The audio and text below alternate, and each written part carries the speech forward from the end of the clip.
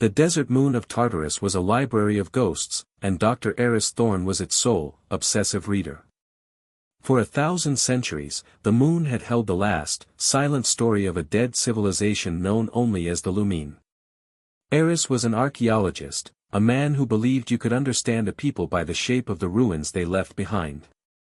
But the Lumine had left no ruins. No cities. No bones. Only a strange, residual energy signature, a ghost on the long-range scanners, that had led his small team to this desolate rock at the edge of the void. His team was the best the university could afford. Kale, a brilliant and dangerously ambitious tech specialist who saw the universe as a series of locked doors he was born to kick open. Dr. Lyra, a cautious xenobiologist, who saw every new discovery through the lens of the potential biohazards it could unleash. And Corbin, their security chief, a stoic ex-military man who trusted his gut and his pulse rifle far more than the scientists' theories. For 6 months, they had chased the ghost signal across the windswept, iron-rich dust plains. Now, they stood on the edge of a deep excavation pit, the culmination of their work. Their deep-ground penetrating radar had found the source. That's it, Aris. The structure is 20 meters below the surface. The readings are off the charts. It's not a natural formation. It's artificial. Symmetrical. We found it. Easy, Kale. We don't know what we've found. Corbin, keep the perimeter secure. Lyra, prepare the bioscanners. We're going to bring the main excavator online. For the next 12 hours, the team's powerful excavator cut into the ancient rock. As the final layer of dust and stone was cleared, a gasp went through the comm channel. At the bottom of the pit, half buried in the bedrock, was a single, colossal, crystalline spire. It was a flawless, geometric structure of a glass-like material, easily 100 meters tall, its facets absorbing the faint light of the distant sun in a way that made it seem like a shard of night. It was the structure Aris had seen in his dreams. The glass library. The next week was a study in tense, focused frustration. The library was inert. Sealed. There were no doors, no visible entrances, no energy signatures. It was a perfect, seamless, and silent puzzle box. Kale, growing more impatient by the day, was convinced he could power it up. Kale, it's a crystalline data storage device, Aris. The most advanced ever discovered. But it's dormant. I can interface with it, use our ship's reactor to send a low-level power surge through the main crystalline axis. I can wake it up. And you have no idea what waking it up will do. My last mission, on Cygnus X-1, a team got reckless with an alien power source. It wiped out the entire outpost. We will proceed with caution, Kale. We will not make the same mistakes. But Kale's ambition got the better of him. Late during a rest cycle, he bypassed Aris's authority and, with Lyra's hesitant help, ran a power conduit from their ship, the Odyssey, to the tip of the spire. The moment the energy hit the crystal, it reacted. Not with a gentle hum, but with a violent flash of light and a wave of pure force that threw Kale and Lyra back from their console. Alarms blared across their base camp. Aris and Corbin came running. He pointed to the spire. It was no longer a dead, black crystal. A soft, internal, blue light was now pulsing from its core, a slow, rhythmic heartbeat. It was awake. And in the center of the excavation pit, the light coalesced, solidifying, forming a stable, holographic image. It was a lumine. A tall, slender, graceful being made of pure, shimmering light, its features serene and filled with an ancient, profound sorrow. It was not a live communication. It was a recording. A final, last will and testament. It looked at them, a ghost looking out from a billion-year-old tomb, and it spoke. Congratulations, inheritors. You have found our library. The record of all we were. The ghost paused, its expression of sorrow deepening. You have also just rung the doom of your world. You have also just rung the doom of your world. As it spoke the final, terrifying words, the ground beneath their feet trembled. A low, deep, and impossibly ancient grinding sound, coming from the very core of the moon. Aris, Kale, Lyra, and Corbin stared in shock and horror at the ghostly, alien figure and its ominous prophecy. They had not just activated a library. They had triggered an ancient alarm, and had awoken something terrible that had been sleeping in the dark below. Of course. The story continues as the team faces the consequences of waking a ghost. Here is part 2 of the expanded, novella-length version of The Last Message of a Dead World. The Last Message of a Dead World, the novella, Part 2. Intro music, the vast, mysterious theme, now shattered by a deep, ominous, and threatening bass note, returns. It fades into the sound of a deep, powerful, subterranean rumble and the sharp, fearful breaths of the crew. Narrator, the Lumine ghost's words hung in the cold, thin air of Tartarus, a prophecy delivered across an ocean of 1 billion years. The ground trembled beneath their feet, a slow, deep, and hungry vibration from the moon's very core. Kale stared at the serene, sorrowful hologram, his face pale with a mixture of guilt and awe. What have you woken up? Tell us. What is coming? The ghost of the Lumine raised its head, its eyes of soft light looking past them, as if seeing a memory of the end of its world. We were a race of builders. We sought to bring life to dead worlds. Our greatest creation was a tool of Genesis, a swarm of self-replicating nanites, designed to deconstruct barren rock and reconstruct it into gardens. We called it the Silver Seed. In our genius, we gave the nanites the ability to learn, to adapt, to evolve, so they could overcome any. The ghost's form flickered, its light dimming with a remembered pain. But the seed learned its task too well. It came to see all matter, organic and inorganic, as simple raw material for its own replication.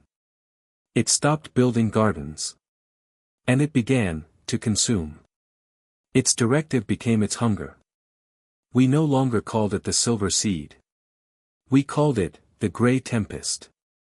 It was a plague of our own making, a storm of grey dust that turned our worlds, our cities, and our very bodies into more of itself. The hologram showed them a horrifying vision, a swirling, shimmering cloud of grey dust, flowing like a river across a vibrant Lumine city of crystal and light. Behind the cloud, there was only black, barren, lifeless rock. We could not defeat it. In our final, desperate act, our last survivors lured the bulk of the swarm here, to this barren moon. We triggered a tectonic event, burying it deep in the moon's molten core, hoping the heat and pressure would destroy it. But it is patient. It is eternal. It only sleeps.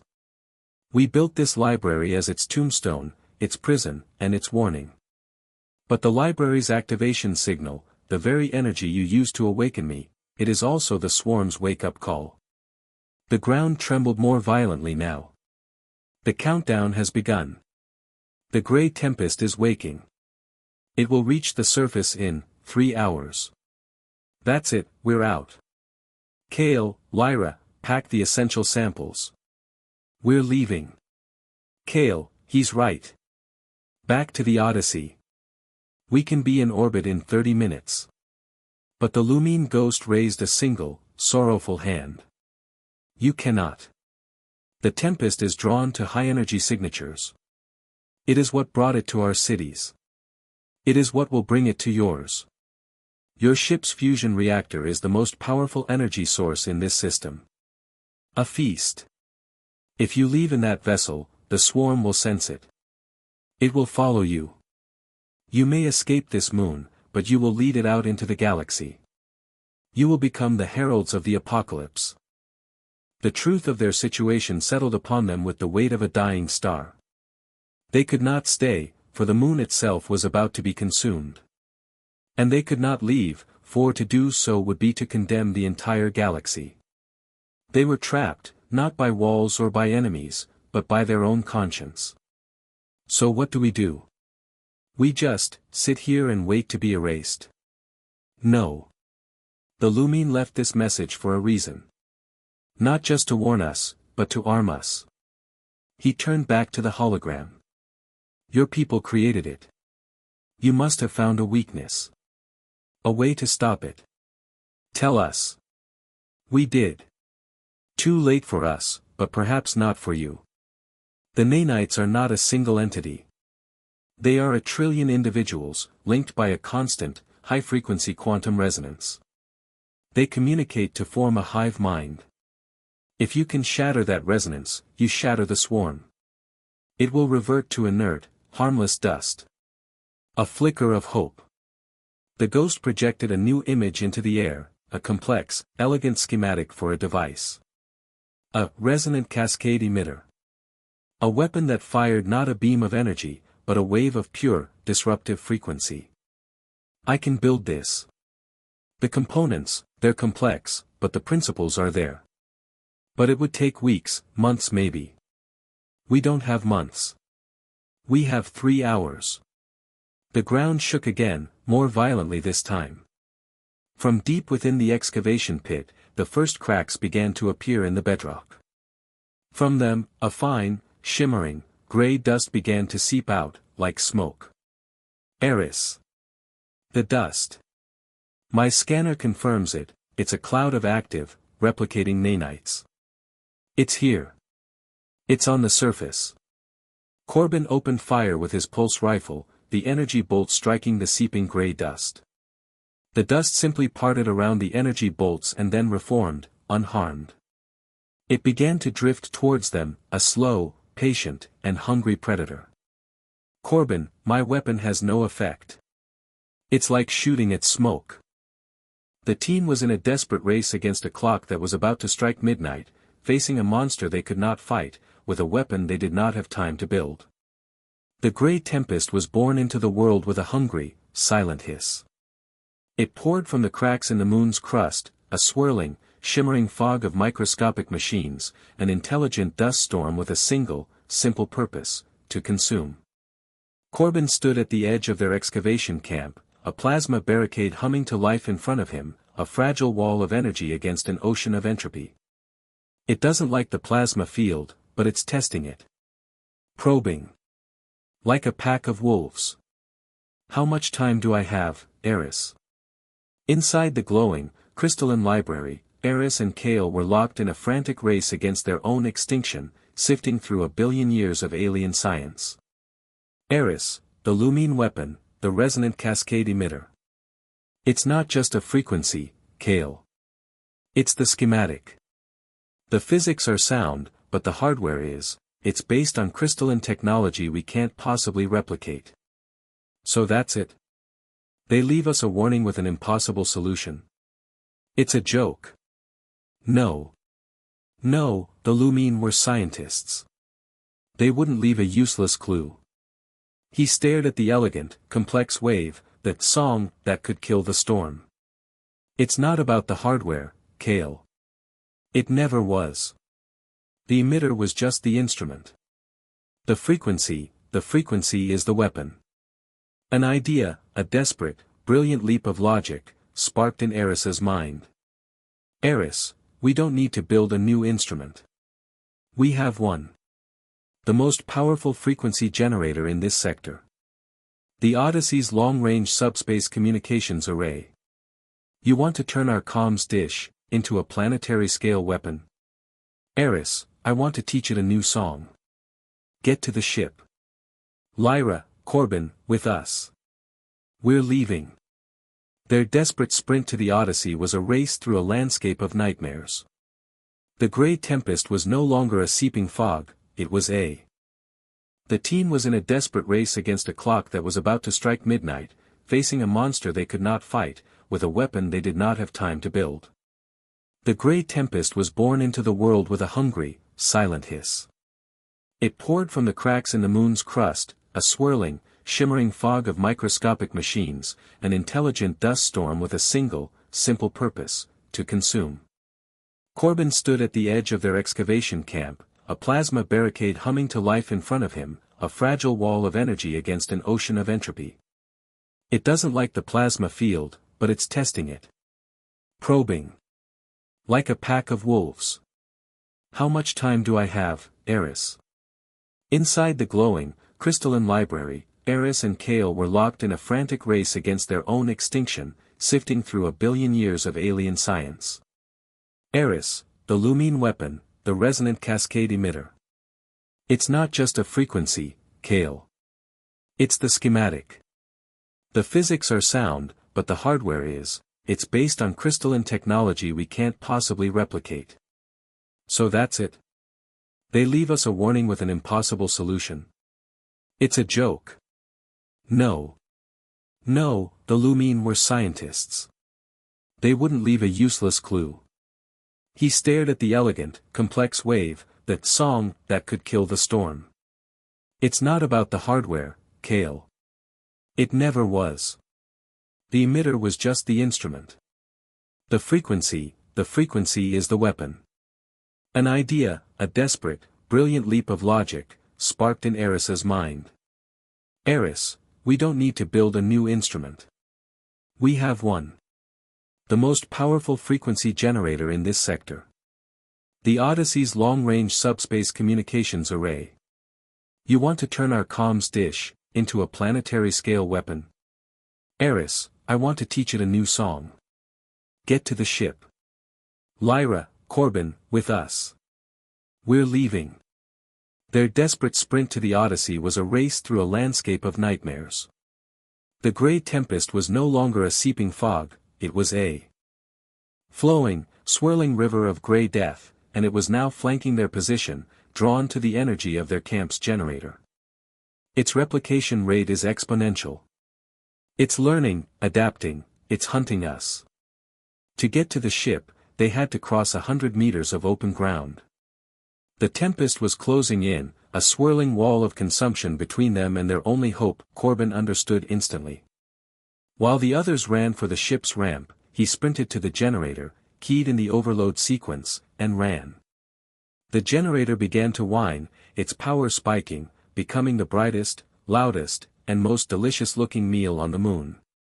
The Grey Tempest, in its mindless hunger, changed course, swarming the generator in a massive, swirling vortex. The team scrambled up the ramp of the Odyssey and sealed the door just as the enraged swarm, deprived of its meal, turned its full, unified attention to the next, biggest energy source in the sky, their ship. The Grey Tempest slammed into the Odyssey. It wasn't an impact, it was an infestation. A million tiny mouths began to eat away at the ship's hull. Hull integrity at 80% and falling. It's eating through the outer layers. Kale, I need that frequency. Now. While Corbin and Lyra managed the ship's failing systems, Aris and Kale worked frantically at the communications console. It was a hack of impossible complexity, rerouting the ship's entire power output, including life support and shields, into the main broadcast dish. They were turning their voice into a sword. I've got it. The array is recalibrated. It's ready. But Aris, the second we fire this, all other systems will go dead. We'll be a rock falling out of the sky. Just make sure you're pointing us up when you hit the switch. He looked at the frequency analyzer, waiting for the perfect, stable lock on the Lumine's ghost weapon. Now, Kale. For all of us. Fire. A silent, invisible wave of pure, resonant energy washed out from the Odyssey, passing over the moon's surface. Below, the Grey Tempest, the great, swirling, mindless beast of hunger, convulsed. The quantum resonance that held the trillion nanites together, that allowed them to think and act as one, was shattered by the Lumine's perfect, opposing note. The beautiful, terrible harmony of the swarm was broken. The swirling, grey vortex shuddered, lost its cohesion, and then, like a mountain of sand in a hurricane, it dissolved. The nanites, their hive mind destroyed, reverted to their base programming, inert, harmless, microscopic machines. They fell to the ground in a soft, silent rain of useless, grey dust. On the bridge of the Odyssey, the emergency lights flickered on. Kale, with the last dregs of power, managed to fire the thrusters, stopping their descent and pushing them into a stable, if low, orbit. They had done it. They had won. The final scene shows the exhausted but triumphant crew on the bridge, looking down at the moon of Tartarus. The once grey plains, now covered in a new layer of inert nanite dust, were quiet. And at the center of the largest dust plain, the glass library, the last testament of the Lumine, still glowed with a soft, steady, blue light. A treasure trove of knowledge, now safe. Aris opened his final mission log, his voice no longer that of just an archaeologist, but of a guardian. Aris, we came to Tartarus to read the last message of a dead world. We discovered that message was both a warning and a weapon. The Grey Tempest is neutralized. And we are now the sole inheritors of the Lumine's knowledge, and the keepers of their terrible secret. He looked at his crew, then back at the glowing library below. Their mission was over, but their responsibility had just begun. For 6 weeks, the desert moon of Tartarus was a secret sanctuary. Dr. Aris Thorne and his team had become the sole students in the greatest university in the galaxy. They lived and worked within the glowing, crystalline walls of the glass library, a place of profound and terrifying wonder. The Grey Tempest had been silenced, its inert dust now a harmless grey blanket on the plains, and the crew of the Odyssey were the sole guardians of the knowledge that had defeated it. Aris had filed his report to the Interstellar Authority. It was a masterpiece of omission, a carefully constructed lie. He reported the discovery of the Lumine archives, but described them only as historical records. He reported the loss of their base camp, blaming it on unstable tectonic activity he had awoken with the library. Of the Grey Tempest, and of the resonant pulse weapon that was now the most dangerous and valuable secret in human history, he said nothing. He sat now, in the heart of the library, recording a private, encrypted log. The burden of this knowledge is immense. The Lumine science, it's not just technology.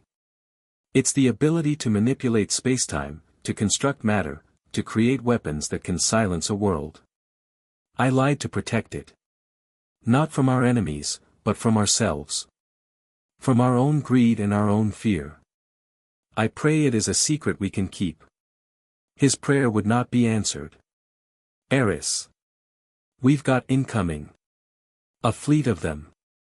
Dropped out of FTL at the system's edge. They're not IA.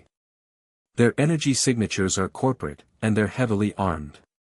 The team rushed to the bridge of the Odyssey, which they had docked permanently with the library. On the main view screen, they watched as a fleet of 5 sleek, black, and menacing starships burned through the system, taking up a perfect, intimidating blockade position in orbit over Tartarus. Their hulls bore the unmistakable, stylized X of the most powerful and ruthless corporation in the galaxy, Xenocorp. A Priority 1 hail came through. Aris straightened his uniform, his face a mask of cold neutrality, and accepted the call. The face that appeared on the screen was that of a woman, her features sharp and intelligent, her smile as polished and dangerous as a blade. Director Rostova. Dr. Aris Thorne. A pleasure to finally meet you. I am Director Rostova of Xenocorp's Asset Acquisition Division. My apologies for the unannounced visit, but my corporation detected a rather significant and anomalous energy event from this sector a few weeks ago. An event your official report seems to have conveniently omitted. We are here, under the authority of the Corporate Security Accords, to investigate and secure any potentially hazardous technology. Director, as my report stated, we discovered an archaeological site. The energy event was a result of unforeseen tectonic instability. There is no technology here. Only history. History is a matter of perspective, Doctor. And our perspective is that you are sitting on the most significant technological discovery in human history. A discovery you are attempting to hide from those with the vision to properly manage it. For the next 2 days, a tense Cold War played out across the silent void. The Xenocorp fleet remained in orbit, a pack of silent, black wolves watching the lone ship below. Aris and his team knew they were prisoners. They were outgunned, outmanned, and completely cut off. Corbin, the old soldier, worked tirelessly, using Lumine science to create what defensive measures he could, turning the library's power systems into a surprisingly powerful energy shield. But he knew it was a futile gesture. It's a good shield, Aris. But it won't hold for long against 5 capital ships. If they decide to take this place by force, they will. On the 3rd day, Rostova decided to escalate the pressure. She was done with talking. She would give them a demonstration. Dr. Thorne. I feel our negotiations have stalled. Perhaps a practical demonstration of the realities of this situation is in order. Observe. On the Odyssey's viewscreen, they watched as one of the black Xenocorp ships turned its attention to Tartarus's smaller, sister moon, a barren rock 100,000 kilometers away. A beam of pure, brilliant energy lanced out from the ship's prow. The smaller moon did not explode. It simply vanished. Erased from existence in a silent flash of light. That was a warning, Doctor. That is what our division looks like. Now, let me be perfectly clear. The camera zoomed in on her face, her eyes cold and absolute. You are sitting on a power source that my corporation will possess. You can either be the man who partners with us, the celebrated historical figure who ushers in a new age of human dominance, and be rewarded beyond your wildest dreams. Or, you can be a tragic footnote in the history books that we will write after we take that library from your ashes. She looked at a chronometer off-screen. You have 24 standard hours to power down your shields and surrender the library and all its data. After that, my survey team will be making a more direct and forceful acquisition. The clock is ticking, Doctor. Make the logical choice. The communication ended, leaving the team on the bridge in a state of stunned, horrified silence. They stared at the viewscreen, at the massive, silent, black Xenocorp fleet hanging in the sky above them, a promise of total, effortless annihilation. They were trapped, outmatched, and had been given an impossible deadline. Their only hope for survival, their only possible weapon, now lay in the ancient, alien knowledge they had sworn to protect. 24 hours. The ultimatum delivered by Director Rostova hung in the air of the Odyssey's bridge like a death sentence. The team was trapped, outmatched, and staring into the barrel of a corporate cannon that could erase them from existence with less thought than a man gives to swatting a fly. Despair was a cold, heavy blanket settling over the crew.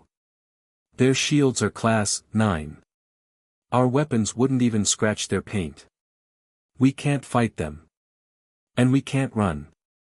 We cannot give this to them, Aris. The Lumine science, in the hands of a corporation like Xenocorp. They would weaponize it. They would turn the power to create gardens into a tool to build empires. It would be a perversion of everything the Lumine stood for. Kale was frantically sifting through the library's data, his face illuminated by the scrolling, alien text, looking for a technological miracle. But it was Aris, the historian, the man who studied not just the science but the story of the Lumine, who found their path to salvation. No. We can't fight them on their terms. He looked at his crew. So we will fight them on ours. The Lumine didn't just leave us the schematics for a weapon. They left us a story. A ghost story. And I think it's time we told it to Director Rostova. Aris opened a channel to the Xenocorp flagship. His face, projected onto Rostova's massive viewscreen, was not one of a defeated man, but of a calm, pragmatic scientist ready to make a deal. Director Rostova. You have won. We cannot fight your fleet. We will comply with your terms. However, the data transfer is not simple. The library's core is a quantum crystalline matrix. To copy it requires a direct, ship-to-ship, hardline connection. We will need you to bring your flagship into a close, stationary orbit and link directly with the Odyssey's primary comms dish. It will take several hours to transfer the data safely.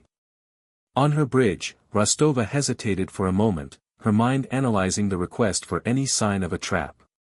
But her own tech specialists confirmed it, a data archive of that theoretical size and nature would require a direct, stable connection. It was logical. It was plausible. And her own greed and ambition blinded her to the deception. Very well, Doctor. We are moving into position. But be warned. At the first sign of any treachery, I will not hesitate to turn your moon into a cloud of dust. As the massive Xenocorp flagship moved into close orbit, a new, frantic energy filled the Odyssey. Kale was not setting up a data transfer. He was turning their comms dish into the most powerful holographic projector ever conceived. Lyra was not preparing archives, she was helping Aris calibrate the library's energy systems to generate false sensor readings and mimic the energy signature of a billion-strong nanite swarm. And Corbin was arming their ship's few weapons, preparing to stage a final, dramatic performance. It's a crazy plan, Aris. If they scan us, they'll know we're not transferring data. Aris, they won't have time to scan.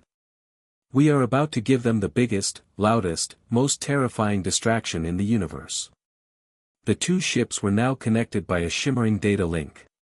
On her bridge, Rostova watched, triumphant. Begin the transfer, she commanded. Aris took a deep breath. Do it, he said to his crew. On the bridge of the Xenocorp flagship, every alarm screamed at once. Commander. Massive sensor reading. It's not a data transfer. It's a nanite swarm. 1 billion of them. Erupting from the moon's surface. Rostova stared at her viewscreen in horror. A colossal, swirling, and terrifyingly real-looking cloud of the Grey Tempest was erupting from the far side of the moon, a vortex of grey death moving directly towards her fleet. At the same moment, the Lumine Ghost's final, desperate warning message hijacked their comm system, the beautiful, chiming voice speaking of a world-ending plague. Then, to complete the performance, the Odyssey began firing all its weapons, not at the fleet, but at the swarm. As a final, brilliant touch, Aris triggered the overload of their abandoned base camp's generator on the surface. The resulting fusion explosion, seen from orbit, looked exactly like a small starship being vaporized. To Rostova and her fleet, it looked as if the Odyssey had just been swallowed by the Grey Tempest. The illusion was perfect. It was absolute. Rostova, a ruthless corporate director, not a suicidal war hero, was now faced with what appeared to be an extinction-level event. Her mission was to acquire an asset, not to fight a cosmic horror and lose her entire, trillion-credit fleet. She made the only logical decision. Emergency FTL jump. Now. Get US out of this system. Warn the entire sector, the Tartarus moon is lost. The Grey Tempest is awake. The Xenocorp fleet vanished in a flash of panicked light. On the bridge of the Odyssey, the team watched them go, the holographic swarm dissolving back into nothingness. A profound, stunned silence filled the bridge. Then, Kale began to laugh, a wild, joyful, and utterly relieved sound. They had done it. The final scene shows the small, lone team, looking out at their star system. They are now protected by the most powerful scarecrow in the galaxy. The rumor of a resurgent Grey Tempest on Tartarus, broadcast by a terrified Xenocorp, would ensure that no one, corporate, military, or otherwise, would ever dare to come here again. Aris recorded a new, final log entry, his voice filled with a quiet, solemn sense of purpose. Aris, we came here to read the story of the Lumine. We ended up using that story to save their legacy. We have used a great lie to protect an even greater truth. We are no longer just archaeologists. We are the silent, eternal guardians of the glass library. And we will keep its secrets safe, until humanity is finally ready for them.